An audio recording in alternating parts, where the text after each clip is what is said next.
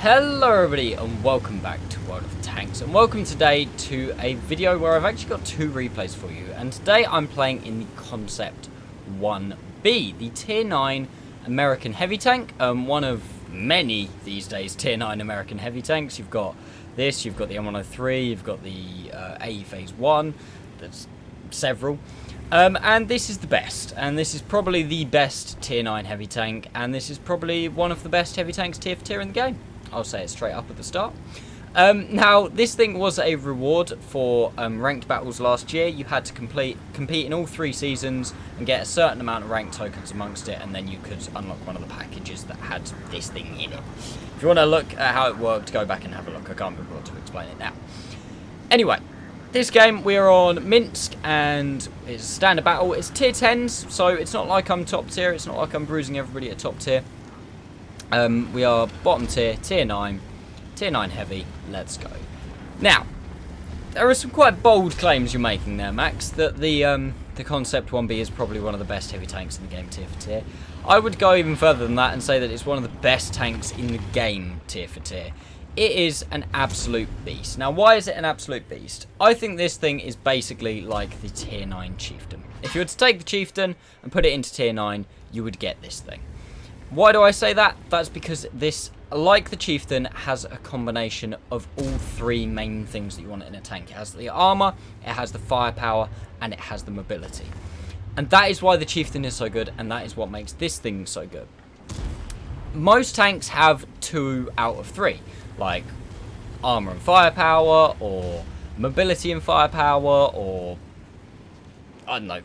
You know, most tanks have a combination, or where they are with one, they generally have downsides with another. This thing is very much like the Chieftain in the fact that it's got all 3. As I say quite a lot on stream, the Chieftain doesn't necessarily have one thing in particular that makes it the best tank in the game. It's not really the best at any one thing in the game. If you want a gun, you play something like the Super Conqueror. If you want better armor, you know, you've got Mouse, C100, etc, etc. If you want mobility, you play a medium tank, you play a light tank. It's the combination of all 3 of those things that makes it so good. And it's the same with this thing. It's the combination of all 3 things. Now, in this replay, you're going to see mostly the mobility and the firepower. You're already seeing what this thing can do in terms of firepower. It's got a really, really nice gun. I think it's a 110mm gun. It's quite unique. It's like a concept gun. I'm not really sure. But DPM's not amazing, but it's also at the same time really not that bad. I have got the stats up in front of me, so I'm going to try not to mess it up too much. Dispersion, 0.36 standard. That can be buffed down to 0.31, 0.32 kind of area. Pretty bloody good. Like, you know, you can snipe, and there's something else that allows you to snipe. I'll come on to that in a second. 2.2 seconds aim time, really nice. Dispersions are absolutely lovely as well. Something that really makes this gun is the fact that it's got its standard rounds at APCR have nearly 1500 meters per second shell velocity and have 258mm pen, and that's what makes it so good at long ranges as well, is the fact you don't have to give lead. The heat rounds as well, 310 pen, 1173 meters per second, very, very nice heat rounds. The gun is a lovely, lovely gun, a very reliable, very dependable gun. Can't really go too wrong with it. It's just a solid gun for a tier 9 heavy tank. The armor, really good. Again, I'll talk more about that in the next replay, but the thing you're seeing here is the mobility put to good use. 45km/h top speed limit, not amazing, like that's not rapid, but the thing that makes this thing really, really nice is the 20.64 standard horsepower per ton. Makes it amazing at relocating across the battlefield. You see there, I'm on Minsk. I've just come from right at the 1 line, seen that the enemy team has completely taken the 789 line, and we've come all the way back over and are now fighting the same way that medium tanks do. We've used the mobility like medium tanks, and at the start as well, pushing up into this area here, you saw that I got there before several medium tanks, and then when I'm there, you have such good hold down potential in this tank as well, and you can use the gun, and it's so good. I understand why people moan at the Chieftain, because it is a very, very good tank. It's not as OP as everybody says it is. I'm not going to get into all that right now. If you want to have a witch hunt about me in the comments, go nuts. But this thing, if is better tier for tier. It, at very minimum, is the same tier for tier, but it's ridiculous. It's honestly absolutely ridiculous. My average damage in this is higher than my average damage in the Chieftain. Yes, I've played this more recently than the Chieftain, but the thing is as well, no idea where the hell that shot went. But, you know, we'll ram him anyway. Can we block his shot? Yep, he's got the small gun as well, so that's a shame. Yes, I've played this more recently than the Chieftain, but it's not even like it's a small numbers thing. This thing, I've played like, I think 59 games in it, and these two games you're about to see are literally back-to-back games. The one game and then the next game. This one was tier 10, so I'll show you what it's like against tier 10s. The next one is when I'm top tier, and it's mad what this thing can do. I think it's the mobility. Tanks like this, tanks like the Chieftain, it's being able to put that combination of the firepower and the armour, even if it is only like hull down potential armour, into different locations of the map and being able to relocate it quickly. That's what makes them so good. So that game, we did 5,982 damage, 773 assisted, and blocked 870 damage with our armour. 3 kills, pretty good game. We'll go on to the post-game stats at the end, but without further ado, let's jump into the second replay. So, here we go, guys. Second game, and this time we are on Empire's border, and like I said, we are now top tier. Tier 9, tier 8 game, and we are just going to absolutely bully some people. Again, right at the start of the game, using that mobility, and we're going to come down into the J2 kind of area. Just look at the mobility I've got in comparison to these guys. Like, that's a Lurver. I know the Lurver isn't exactly quick, but I've probably got better armor than him and a much better gun. Yes, I'm a higher tier, but it's all relative. It's just, this thing is mental. I love having it. I love just being able to play, I'm going to play a game with the Concept 1B and just bully everything. Weaknesses of this tank, that's where it's why it's so good, because there aren't any real weaknesses. Like, yes, you could say artillery. Both these games, admittedly, haven't got artillery in them, but that's the same for every tank. It's not like that's just unique to the Concept. Every tank is weak to artillery. Other than that, the hull armor isn't amazing, but same with most tanks, same with the Chieftain. It's, you know, just absolutely mental. And you can see here, gun depression, lovely. I believe it's 9 degrees gun depression, 10 degrees gun depression. Can't really remember off the top of my head. Put one to this 257. He hasn't got the gun depression to be able to engage me. I can just sit there, hold down, engage the 50 TP prototypes. There's 3 tanks I've got here before the rest of my team, and because I'm so fast, it means I can take this advantageous position up on top of the mound, and then get into a position to be able to use my gun depression and aim down at these guys. And half the time they're not even bothering to shoot me because they just haven't got anything to shoot at. Like, if you look at the turret of this thing, it's such a small turret.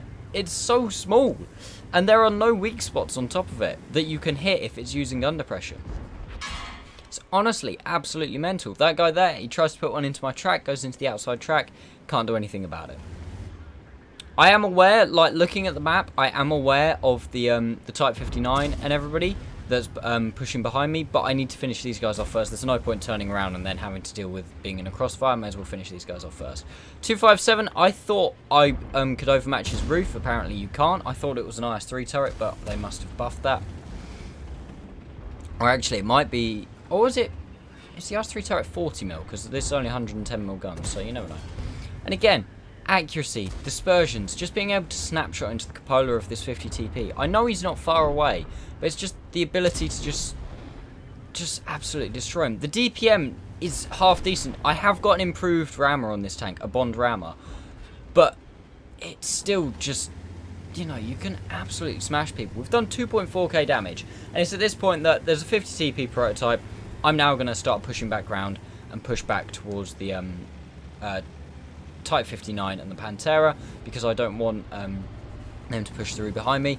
Unfortunately there, I do get spotted and I get glimpsed by the Type 59, so he knows I'm coming. That does give him time to run away, which is kind of annoying, because I could have done with probably not being spotted until I got about here. Could have then got 2 shots into him, made sure that he couldn't run away. Again, it's the mobility. I'm probably near as damn it as fast as that Type 59 in terms of horsepower per ton. Get one put into me from the Pantera. Dodge him on the second shot.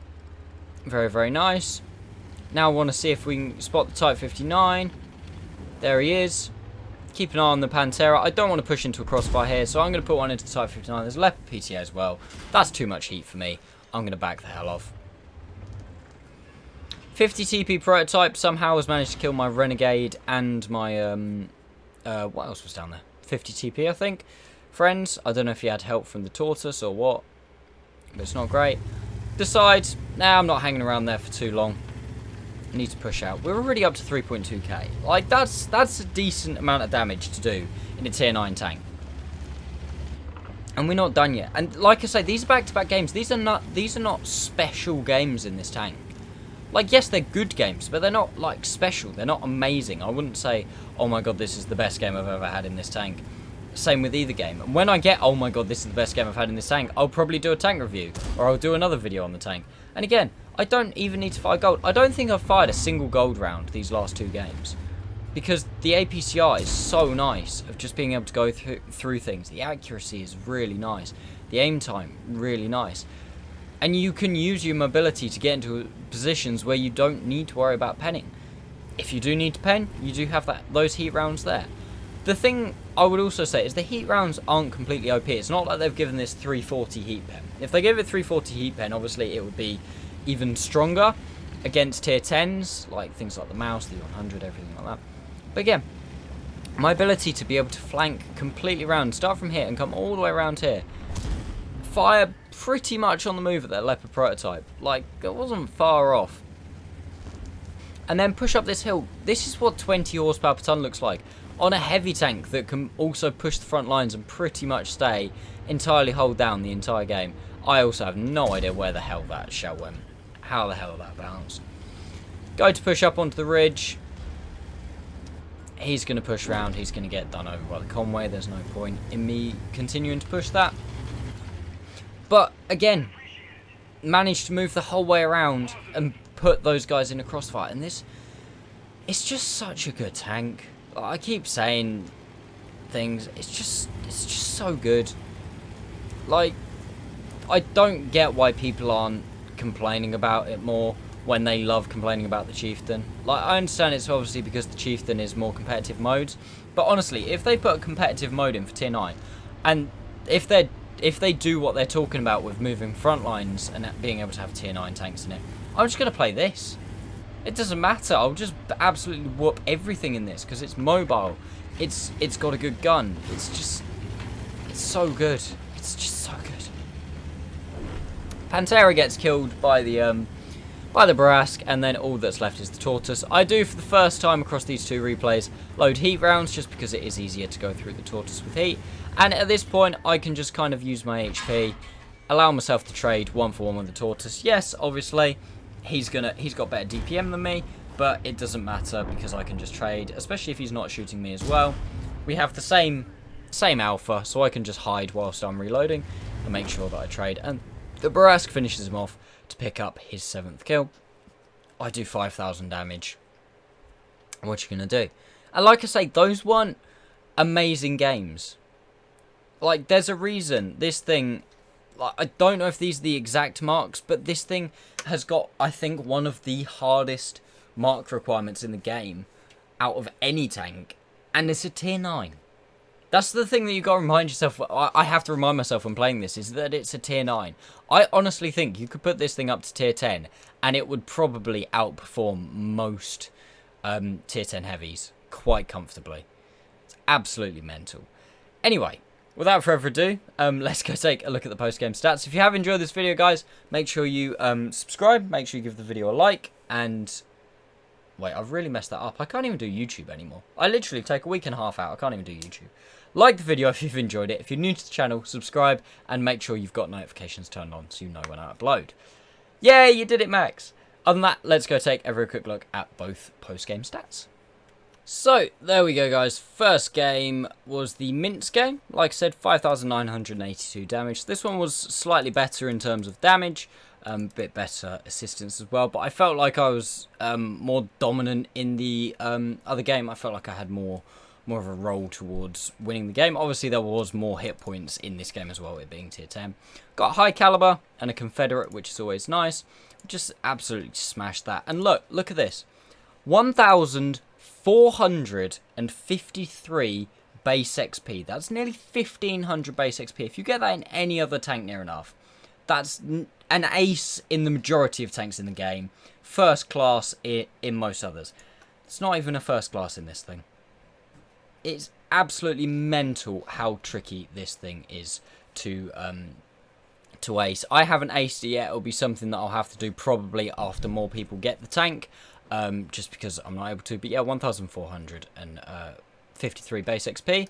16 shots fired, 15 hit, 15 pen. Again, very, very nice. Credits, doesn't even bloody matter. I use like premium consumables, everything in this thing. Second game, like I said, slightly less damage, but I feel like we had more of an impact in the game.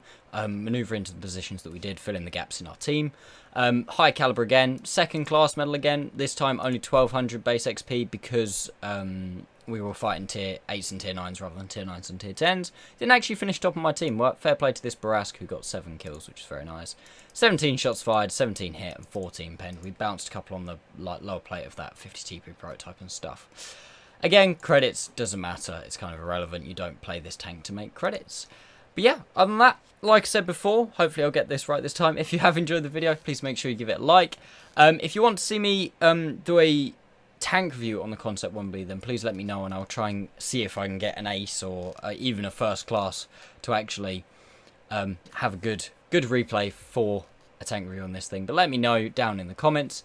If you're new to the channel, please consider subscribing. And other than that, thank you all so much for watching, guys. And I'll see you next time.